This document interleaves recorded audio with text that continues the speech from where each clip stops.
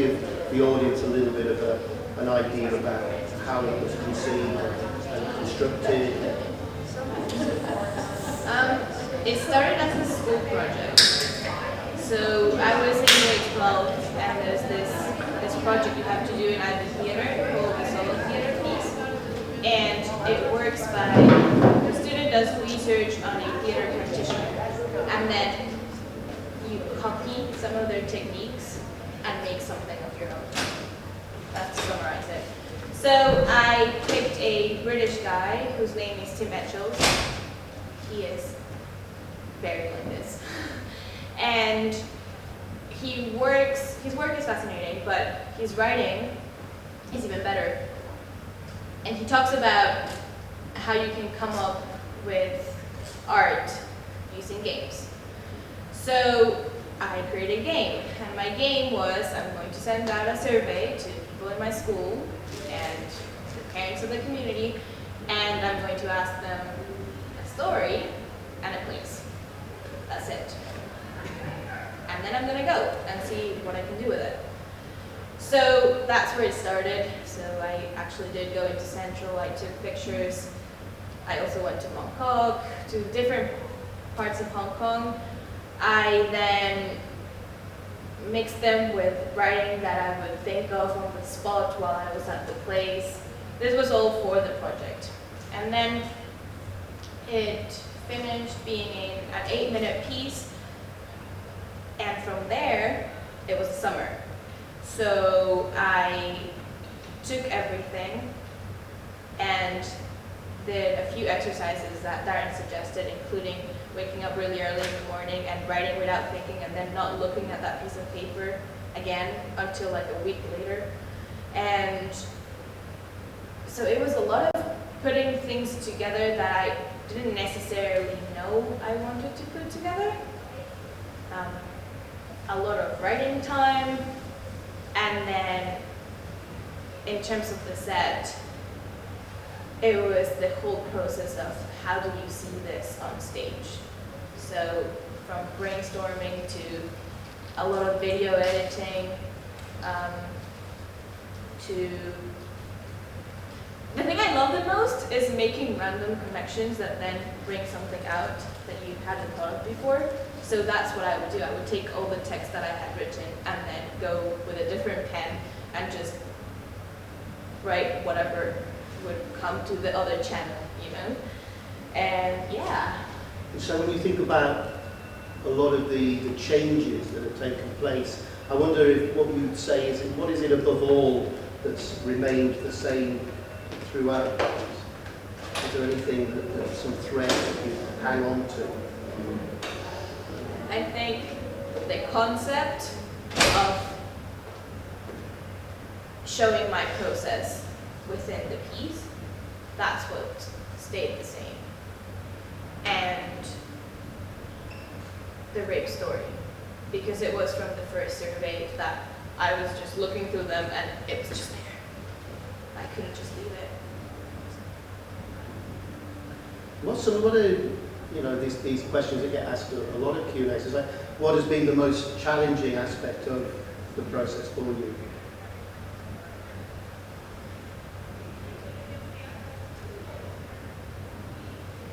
There was a point less than a week ago when Dinos came, and he gave me feedback for the first time, speaking to me as a different person that was not the character. And when I realized that someone else had seen me as a different character, then I had to distance myself in a particular way that I can't really explain. But making that change was, I think, the most challenging part. Okay. One of the things as well is that there's a line, I mean obviously I know the piece very well now, but there's a line at the end that and I'm not quite sure when it came into it, and it is, what are you playing at? And when I listened to it tonight, I kind of felt uncomfortable about that. I felt there was 2 or 3 kinds of meanings there. What are you playing, as in who are you playing as a performer, but what are you playing at, meaning what is your intention here, and the idea of play being maybe a little bit not indulgent, but at least kind of maybe sailing through these waters that are a little bit scary. I wondered if you could say something about some of the potential doubts that you had in dealing with some of the material there. I told you. It was not a roller coaster, but emotions changed towards the stories that I had chosen to focus on. So at first when I read the rape story, I seriously did not know what to do, because I was still walking in the school halls and there was someone walking next to me and she had been raped when she was 13, and what do you do with that?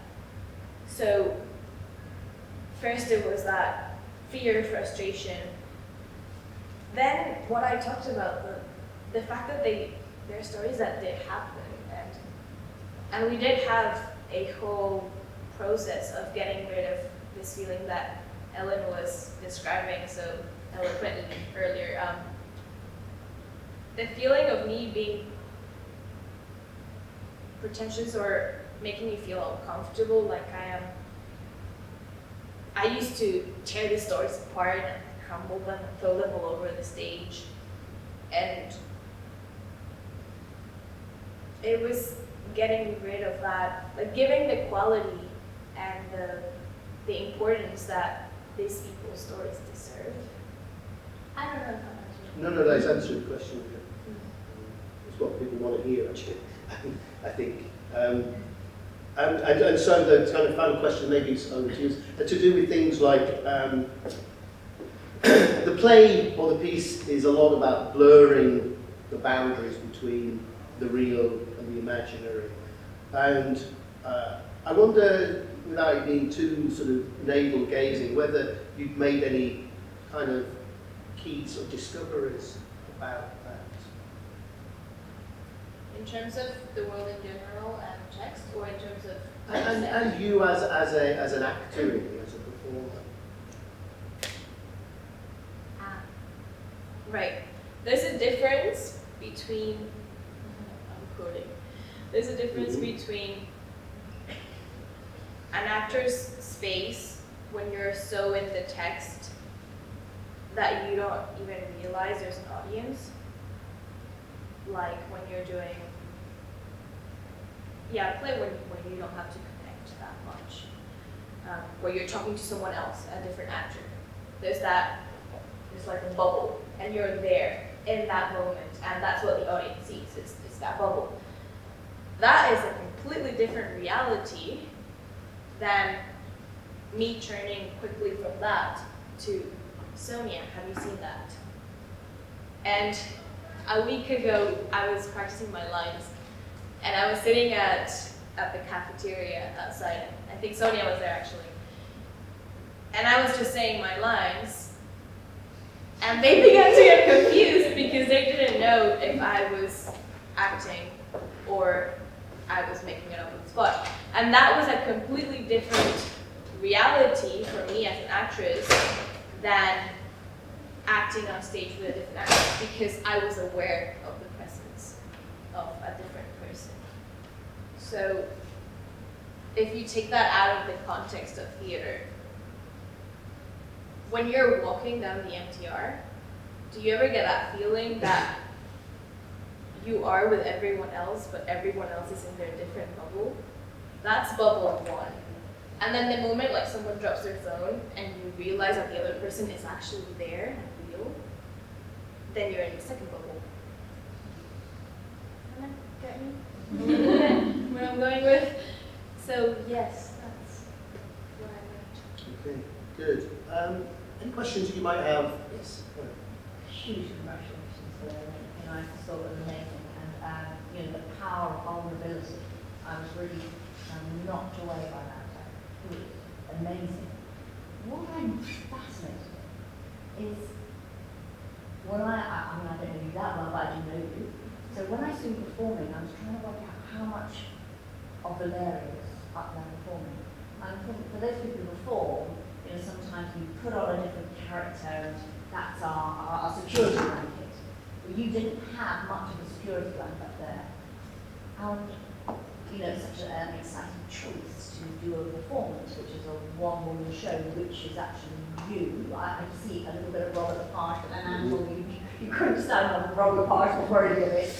I mean, I just kind of go, how much in percentage way was that Valeria on stage?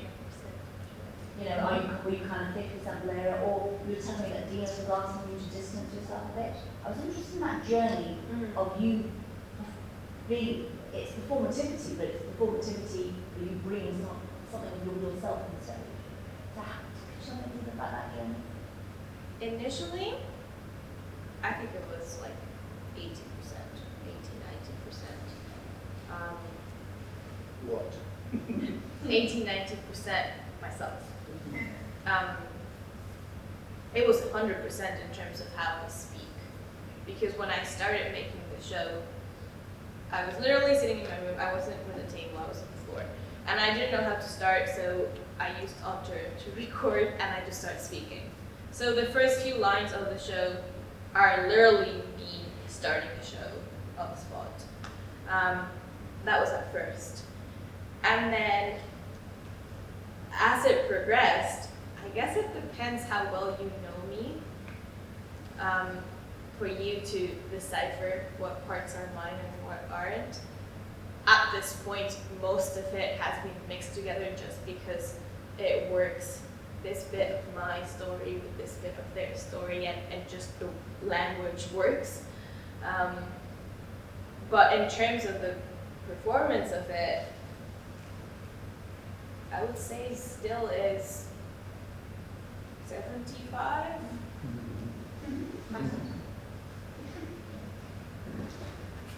Yeah. Someone had made a comment earlier that they had a hard time saying no to you. So it seemed as if you were the boss. This was your show. You had a clear direction of how you wanted it to go. But if you kind of knew it was going to be this way or that way. But then you had also mentioned that it's not a one-woman show. There's so many people who are behind it and who support you and who aren't a part of the production but have an influence in your life and what you do. So in this context of your actual playing, it's the contents of what you perform.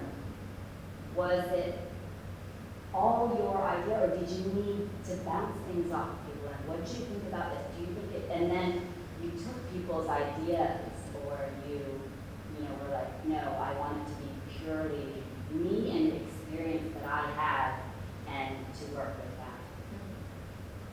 First option, so definitely bouncing off. Example, one of the last edits that we made to the script, saying that they're not just tales, tales are strong. That's literally me quoting from a conversation with Darren.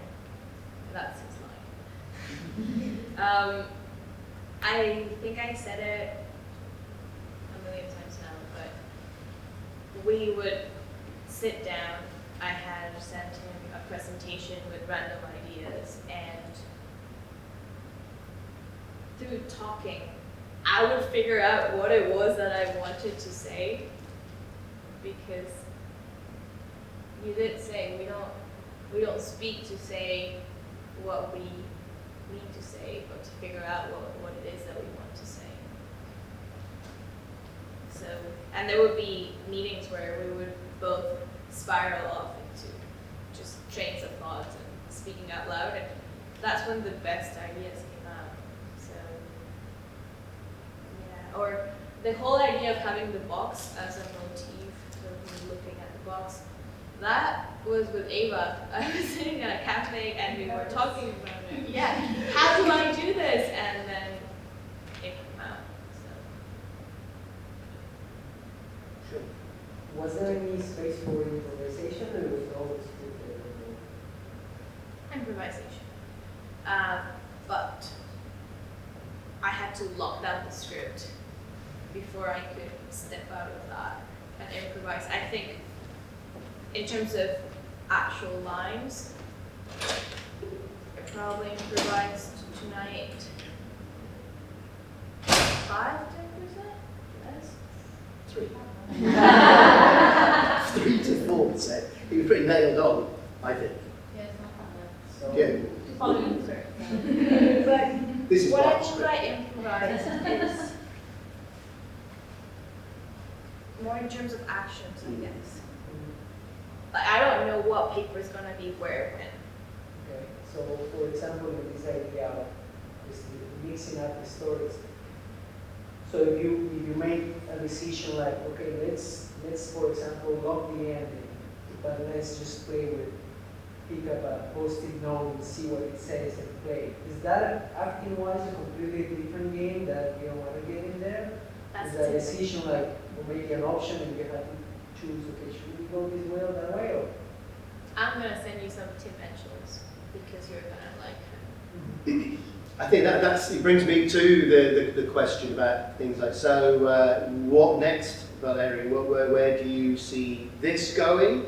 Where do you see yourself going? What is it what is it you're looking forward to? You said something very passionate earlier on about this being about, where you want to see yourself or how you see your life. So it's kind of what are we hoping to see? What are we going to see? As a performer, one of the key roles that I see in the world today is that we can take normal people's stories and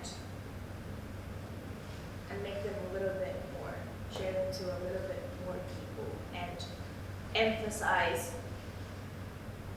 It's sort of like you're molding the culture a little bit in a positive direction, hopefully. And so whatever I do, I want to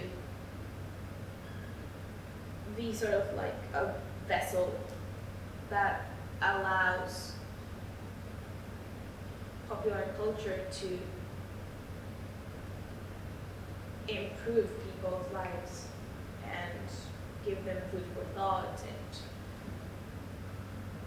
And more specifically about the show, I haven't thought particularly about it, but I would like to perform it somewhere else. I am going off to Taiwan for university, and I'm studying theater there. And then I do hope to start a theater company that can carry out that vision that I just described. It's, I think, the first time I put it in words. So I don't know if it makes sense, but it has to do with the power of performance and how we can change the world through it. Yes. So no movie? Movies are also performances. Hong so Kong is movie there business recording? needs a bit of help. Yeah. I mean, it's might be nice to have a different view of Hong Kong movies from young expatriate kids. It's true. It's true. It's true. Let's talk about it. As someone who's been teaching and directing for, this is I think my 36th year now, and for the last couple of years it really has felt sometimes like maybe you should go freelance, wind down a little bit, do something slightly different, and without sort of building up Valeria any further than people already have, quite rightly. It is fantastic to see someone as tenacious, with a passion, but also, with that sort of, without that sort of gung-ho, oh, this is my, she's got such a lot to learn, and she is so receptive to being taught and learning. I think that's a very important message. It's not just about amazing talent, amazing intelligence, and amazing sort of will to get it done. I think all of those things are really important. Above all, it is this sense that it's a journey that you're on, and that it really is the beginning. And I said that, you know, in 20 years' time, when you're creating really, really important work, you might even turn back and think, I was very juvenile. And I don't mean that disrespectfully, because I think that's really important. But the idea that it's constant hard work, constant revision, that you can't ever really sort of be satisfied with the piece, but it will, you know, it's a lifelong mission. And that's not to make it difficult for you, or to make it a kind of a burden, but rather that you see it as a challenge, a constant challenge to get something right.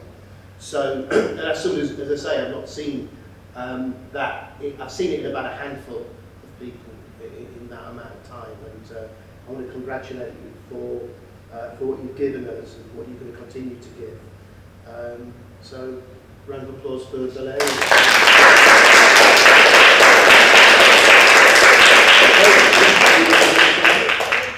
Oh, we've got questions. Sorry, Danny. I wanted to say something. That when Valeria was born, and Pablo, you may remember, she was born with the eyes very open, really, really open, and she was not like babies usually, are sleeping or like have. No, she was like that, and she was watching everything like with very, very big curiosity or something. No? And I remember at that moment I was asking her, what does she has to say? I'm like, no, what do you want to tell me? And I remember that moment very well. And today, through the play, I was like, okay, now she's beginning to talk. I just wanted to let you know. That's a fantastic story. Thank you. Yes, sorry, yes. Really quickly, another statement, if I could turn to but remember when we were reading Margaret Atwood, Handmaid's Tale, and I heard when you said in the play that a tale is not just a tale, and that made me think of Handmaid's Tale, but it also made me think of Atwood's statement about literature of witness, and it sounds like that's what you're doing, and it was pretty amazing out there, and hearing so much of the TOK woven into it, and it was really neat. So it was wonderful to watch it unfold. The writing in that book inspired the way I read it. And I heard it. It was Right, I think we're on for Tacos. upwards and onwards.